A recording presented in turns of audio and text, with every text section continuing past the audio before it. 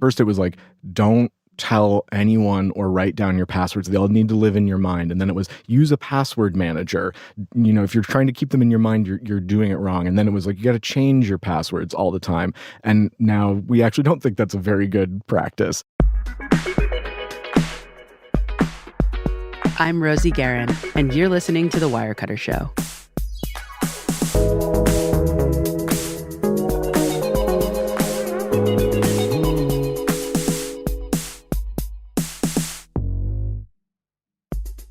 Hey, it's Rosie.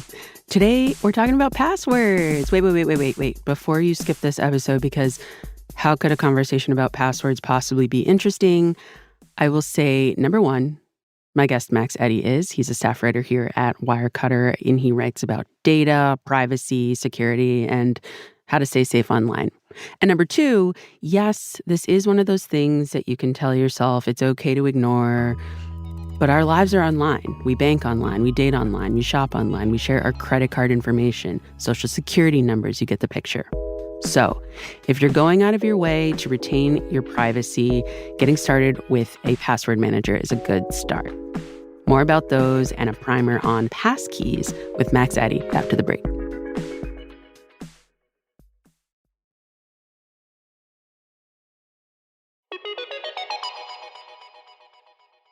Welcome back.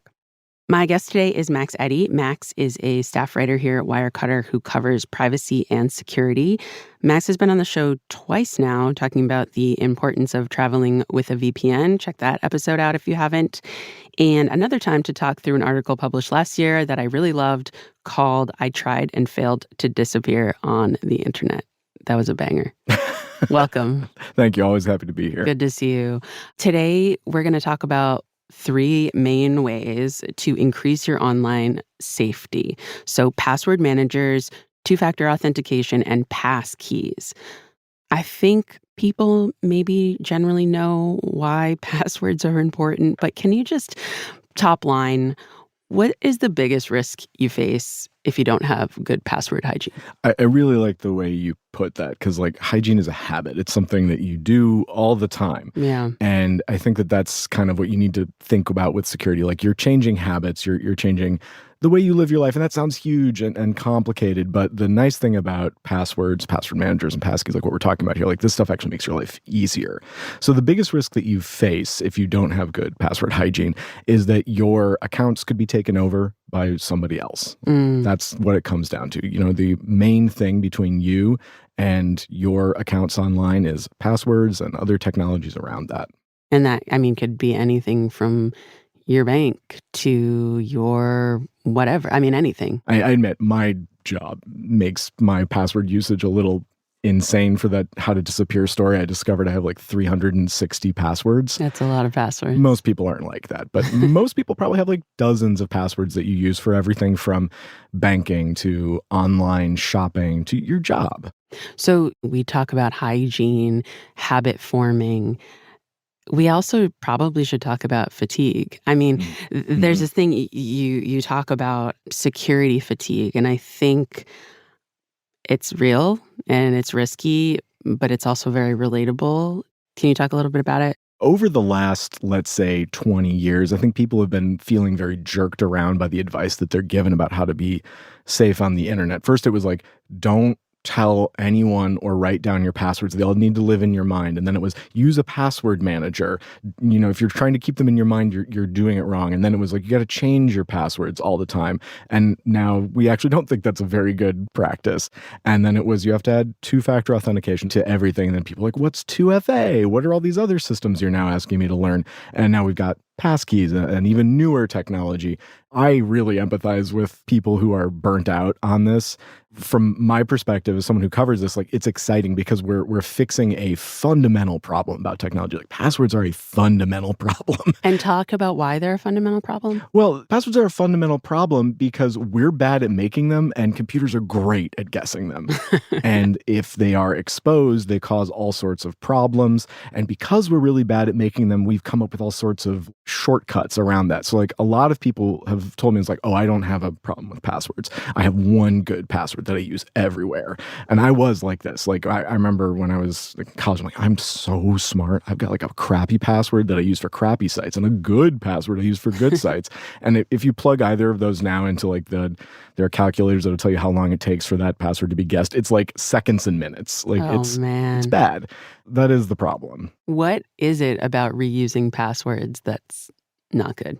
If you are reusing your password, if that password is exposed or stolen in any way, all of those sites are now vulnerable, because the first thing that a savvy attacker is going to do when they get their hands on credentials is to try them on multiple sites. Mm-hmm. And if it's a more targeted attack where they might have some kind of information about the sites where you might have accounts, and there's a number of different ways to get that information, then they have something to work off of. Mm-hmm. So, if great example again, I'll just air my dirty laundry here. So there was this big data breach at a news site and its comment section, and that password was the same one I was using on Facebook. And when that happened, when that story broke, within like a couple hours, someone was like making posts as me on Facebook.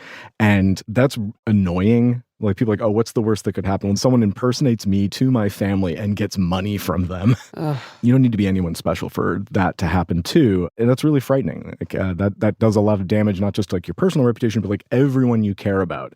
And this is another like deep idea around security. Like we talk about it a lot in terms of protecting yourself. And if that doesn't motivate you because of security fatigue or whatever, think about the people you love and the people you care about, because anything that affects you is going to affect them. Because if your email gets hacked, if your Facebook account gets hacked, it will be used against the people you care the most about.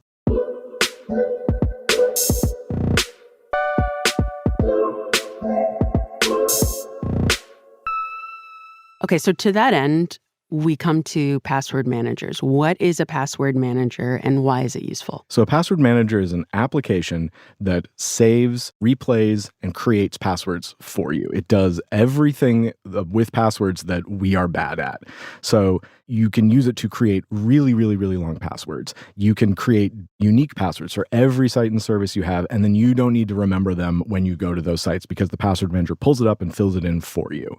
That fixes so much of the problem with passwords. It doesn't fix everything, and there's a lot of other problems that remain, but it is a very straightforward thing that people can do that will make you safer online. It's like password managers, two-factor authentication. Those are the things that every security expert has been telling me my entire career. Like, if people do these things, they will be objectively safer online. I think it changed my mom's life when I helped her get set up with a password manager, because prior to that, she had like an index card fraying at the edges and you couldn't read them because the ink had bled. And it was just like, there has to be a better way. Yeah, there's nothing wrong with having your own system, but there's not a offline system that I can imagine like that is easier than a password manager. Like, it has its advantages, right? Like, no one's going to get that card. That card is the safest thing on the planet. But a password manager is more flexible. When you go to change your password for whatever reason, the password manager should capture that information and update itself. And there's other little things that when you start using a password manager, you get the benefit of. Like, the main one, of course, is your security is better. You also don't have like as much cognitive load. Like, you don't have to remember your passwords. You just need to remember the password for your password manager. But smaller things like your password manager is configured to show the password for the site that you're on. If you're on a site and you know you have a password for it and your password manager doesn't show up, you might be on a phishing site. It's a little thing like that. Like, that's not even really its intended purpose, but it's another little clue that maybe you should slow down and take a look at what you're doing. I had not thought about that. Are there things you could expect a password manager to do beyond just storing your passwords and helping you fill in when you're on a site? One of the main ones is that it can store and retrieve any sensitive information. So I put my known traveler number, the thing you're supposed to use for like pre-check when you go through airport security. I keep that in my password manager because I do need to pull that out periodically, and I will never remember where it is. So it's in my password manager. Credit cards are in there too. There's a lot of other ways to do this kind of autofill stuff, but a password manager is very flexible and it's always with me. So that's one thing that I use it for. One of the main things that password managers do is that they create complex, long, unique passwords. So you don't have to do any of that, and you don't have to remember any of that. And you can change the rules for how that's generated to whatever meets your needs at the time. They're very, very flexible. Like letters, numbers, special characters, extra special characters. Yeah, exactly. And one of the features I love is like some password managers will actually remove similar characters. So is that a lowercase L or a vertical line? Right. Gets rid of that, so you don't have to worry about that. Or it will create passphrases that use like whole words, or there are lots of different ways that you can adjust it to your situation, whatever makes sense. One thing I do recommend that people do is, just go ahead and make it as long as the website will accept. I use 30 character passwords because why not? I'm not remembering any of this. That's the password manager's job. I'm paying it to do that. Yeah. Okay, so paying. That is, I think, a good segue into what your picks are. What does Wirecutter recommend in terms of password managers? So 1Password is the best password manager we've tested and has been so for quite a while. 1Password is just very easy to use, almost a pleasure to use in many ways, that it just blows the competition out of the water in that respect. It is just the simplest, friendliest way to use a password manager. It'll walk you through the whole process of it. It also does some very unique things with how it manages your password to access it. Mm-hmm. It's a little bit different than others, but it's still pretty intuitive and it's more secure. And by and large, it seems that people are able to figure it out and work with it, which is great. We also recommend Bitwarden as a free password option. It also has a paid subscription, and that's just another really good password manager. It's open source and it's not as flashy and slick as 1Password, but it is very good at what it does. That's the one I use. A big truth in security in general is like even a not good password manager is better than no password manager at all. And most password managers are good. So, if you've already been using the built-in password manager in Google or in your iPhone or what have you, that's great. Stick with it if you want to stick with it. But the password managers that we recommend have more features. They're easier to use and they can just do things that those default password managers can't. I've been using Dashlane for a while. It's fine. I mean, it's a password manager and it works. Yeah. I have thought about using something else, but I've been intimidated by the idea of migrating from one password manager to another. Is the best I can hope for there kind of starting over? No, to move between password managers is very straightforward. Every password manager will let you import and export passwords from another password manager. This was actually one of the things I tested in my most recent round of testing was how easy was that process? What was hard about it for these products? Most of the time how this works is you hit export, it spits out a spreadsheet of all your passwords and login information, and then you go to your new password manager, you drag and drop it on there, and it does the rest. I will take this opportunity to just remind people something, delete that file afterward because that file has all your passwords in it. You really don't want that. Empty the trash. Yes, absolutely. And then, I always encourage people to take their time with stuff. It often feels like you have to make big changes really fast. If you're migrating from one password manager to another, try it out for a while. See if it got all the stuff that you need. Do you have any problems? And then after however long you need, then you can start deleting and shutting down your old password manager. There's no reason that you got to dump it all and do it all at once. In addition to that, I'm wondering, because I use Dashlane, but I also use the password manager that comes on the iPhone. Is there any reason I shouldn't be using more than one? I think that it's just easier for you to know where your passwords are. Organizationally. Yeah. And again, if it works for you, it works for you. And I'm not going to tell you otherwise. But if you're ever in a situation where you're I don't know where that password is, I know I have it, but I don't know where it is, that can create a problem. And all the password managers that we recommend are cloud-based.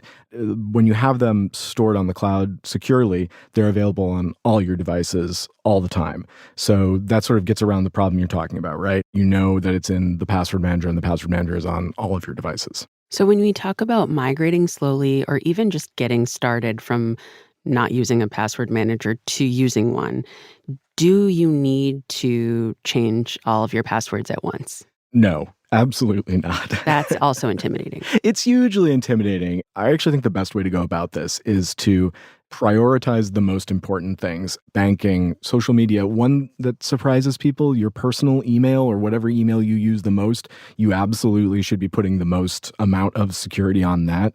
The forgot my password function on any website, if a attacker is able to get a hold of your email and then use that forgot my password tool, they can just start taking over all your accounts, and there's very little to stop them.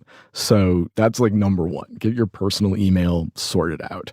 And then I think it's fine to, move slowly. Like as you go to websites, log out, log back in, let the password manager capture it as you go.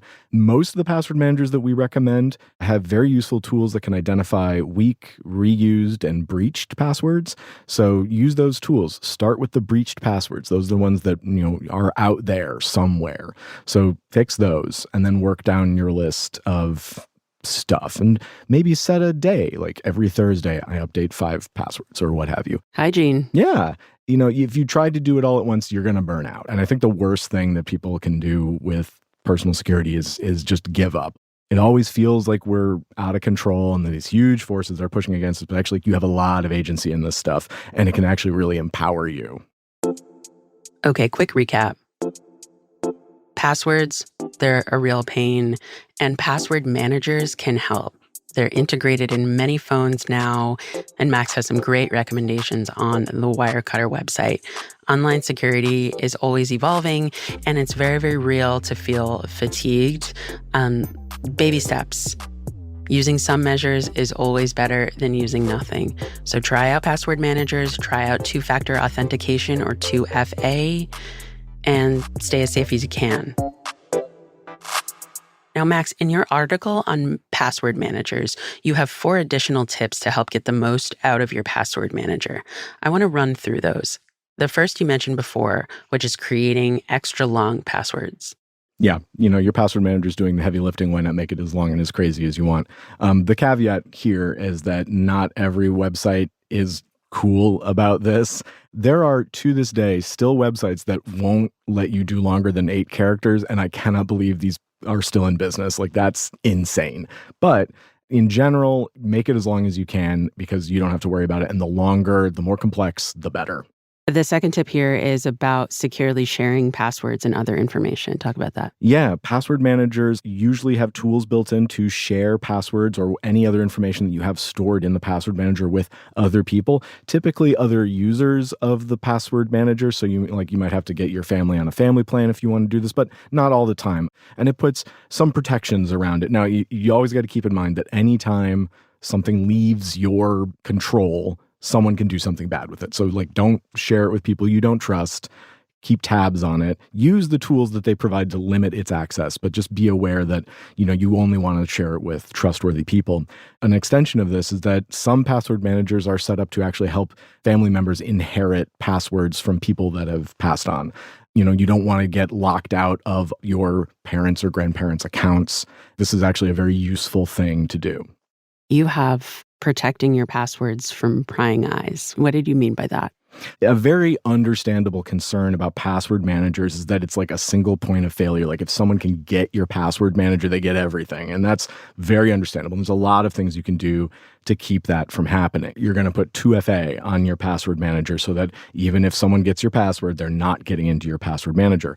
All the password managers that we recommend use end-to-end encryption, so they can't even access your data. Like these are the things that are out there to protect your information. Now, what happens when it's on your phone and then your phone is not in your hands anymore? That's a big problem. So if your phone is confiscated or, it's not properly secured, you want to make sure you're doing something about that. So look at how often your password manager requires you to re-authenticate. Set that to something low that works for you. Maybe it's every day, maybe it's every 44 hours, whatever works for you, so that every now and again you do actually have to put your password into your password manager to prove that you're you.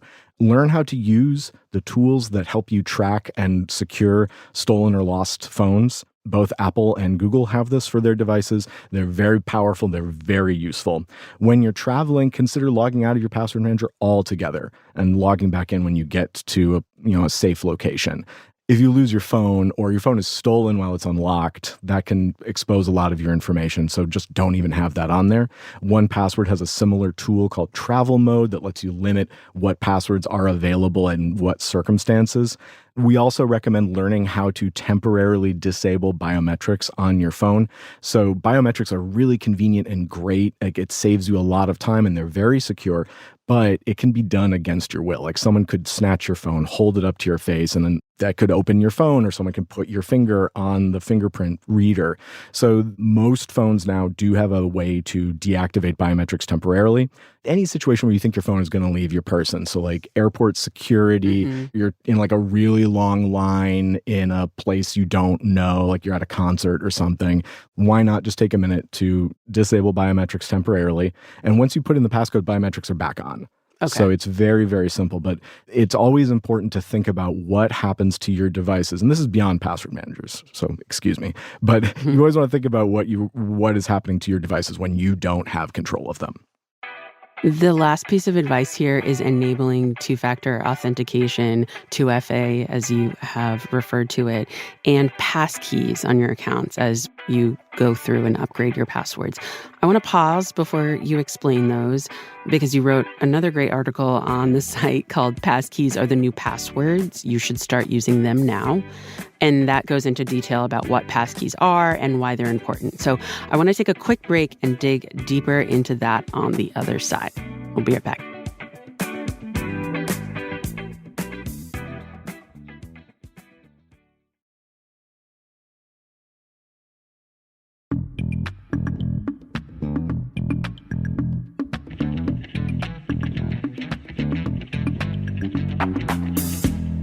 Welcome back.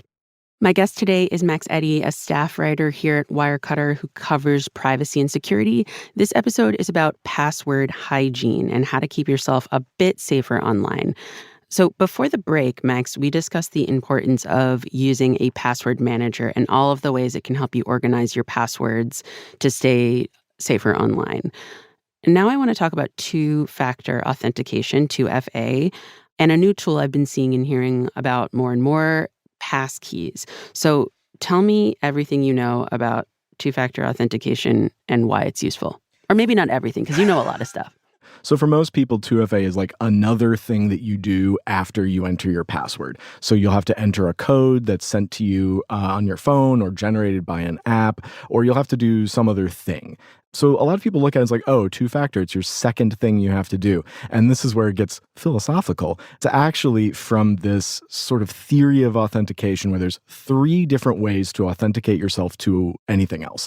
There's something you know, something you have, and something you are. So something you know is a password. It lives in your brain. You know it. Something you have is like your phone. When you are using a 2FA app on your phone, like Duo or Google Authenticator or Authy, that is proving that you have your phone. That's the thing you have. And something you are is biometrics, like a fingerprint scan or a face scan. So when we take 2 of those 3 and put them together, they're different kinds of authentication. And it's really unlikely that an attacker would be able to get both of them. And that's two-factor authentication, 2 different factors to secure your accounts. Professor Eddy. So does 2FA have any limitations then to bear in mind? Because it sounds very, very secure. It is very, very secure. And I really want to emphasize, like I said, with password managers, we're going to start talking about the drawbacks of 2FA, which are real and important to understand. But any 2FA is better than no 2FA in the same way that even like a mediocre password manager is better than no password manager. So really want to underline, if you take nothing from this, please just get a password manager and turn on 2FA. I will sleep so much better if just one of you does it.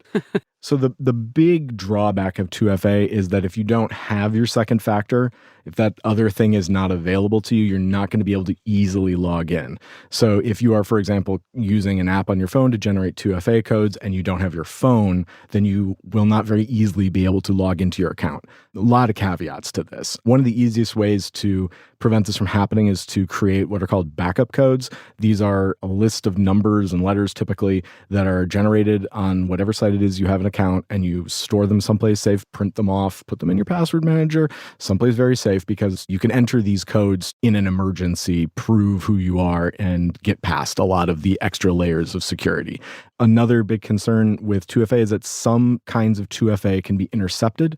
So for example, if you're getting a code sent to your phone, it is possible that someone could intercept that and then use it before you can use it. So in general, we tell people not to use 2FA over SMS, that's by text message, whenever possible. For better or for worse, it is probably the most common kind of 2FA. And again, bad 2FA is better than no 2FA at all.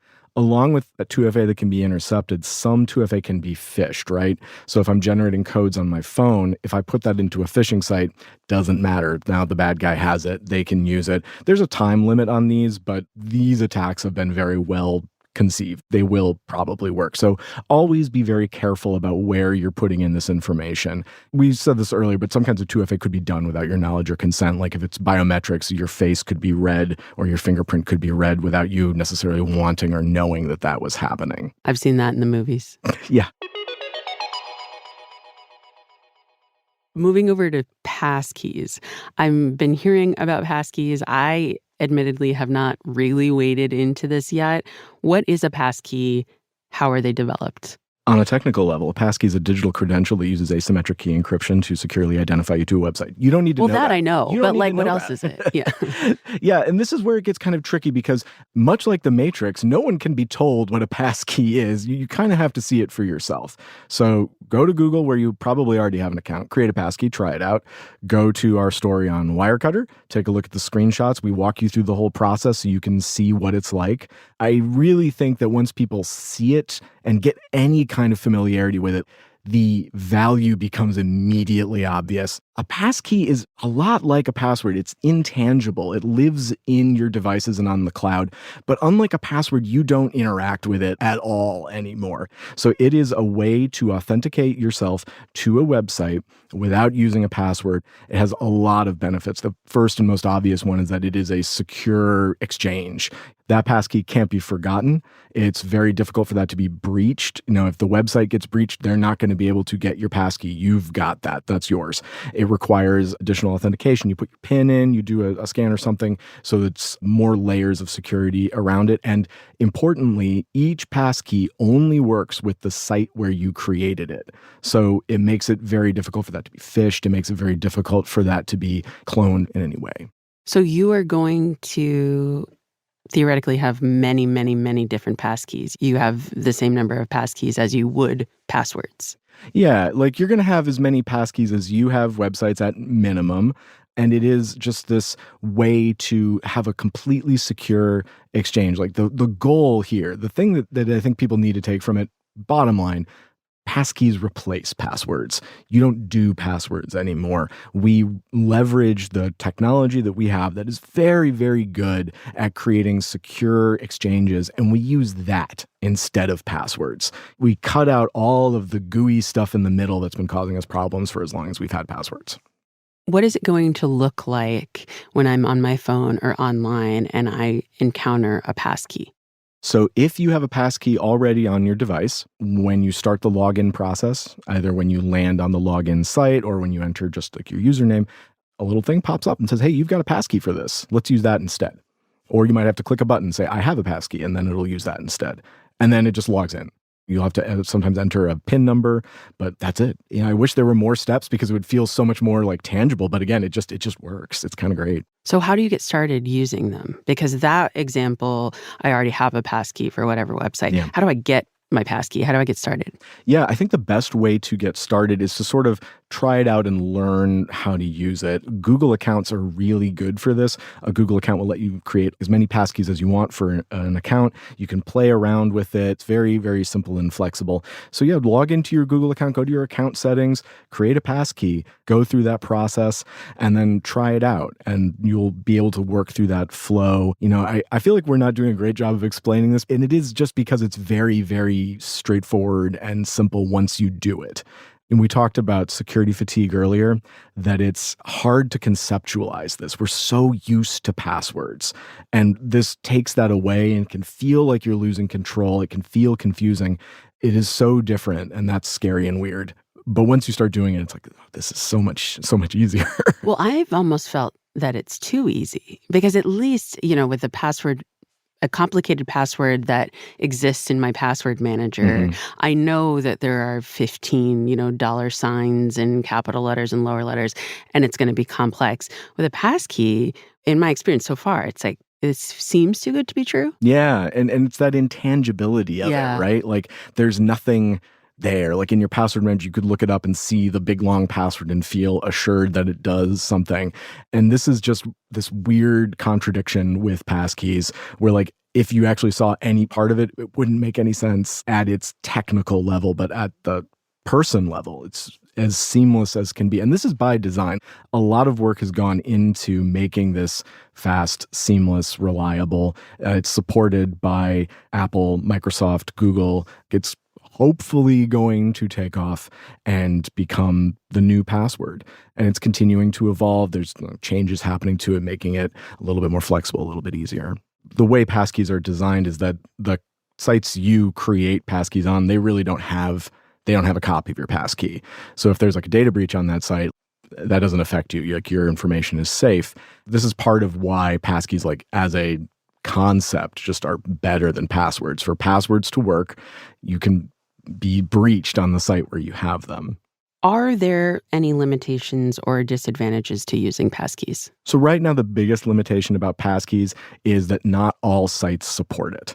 And it's a little bit frustrating because it is better for users. It's easier. It's more secure. In many ways, it's better for companies because there's going to be hopefully fewer data breaches and people not being able to log in. Like, it should iron out a lot of those problems, but it's still just not everywhere yet. Right now, I would sort of describe it as when I can use a passkey, it's like a pleasant surprise, but it's not everywhere. So you have to keep an eye out. You have to go looking for it.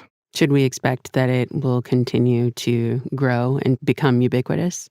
So the people behind it certainly think so. You can just look at Apple, Google, and Microsoft putting their support behind this into all of their platforms. They certainly think so. The advantages are there.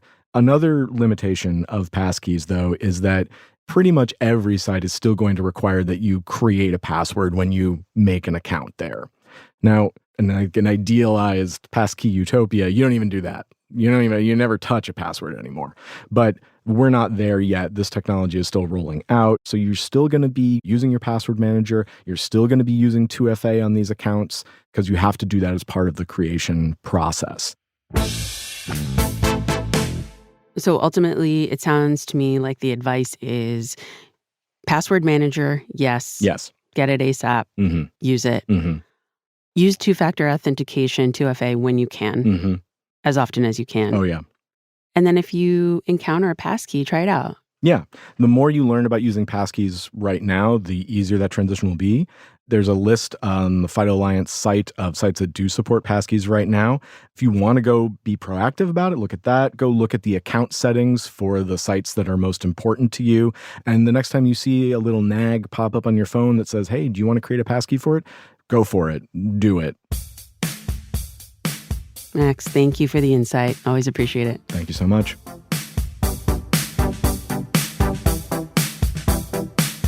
If you want to learn more about Max's reporting on data, privacy, security, you can check out Wirecutter's website.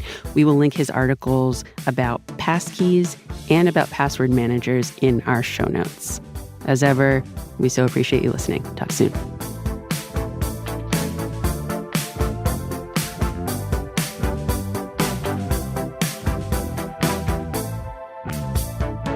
The Wirecutter Show is executive produced by me, Rosie Guerin, and produced by Abigail Keel.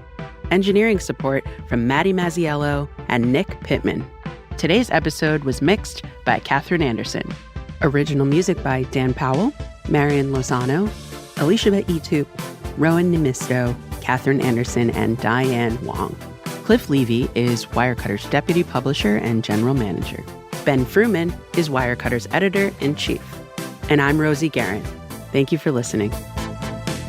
The most obvious question, the reason we created What's the show. my password? Yeah, what is your password? What is your master password? Cool No, guy, yeah. 59.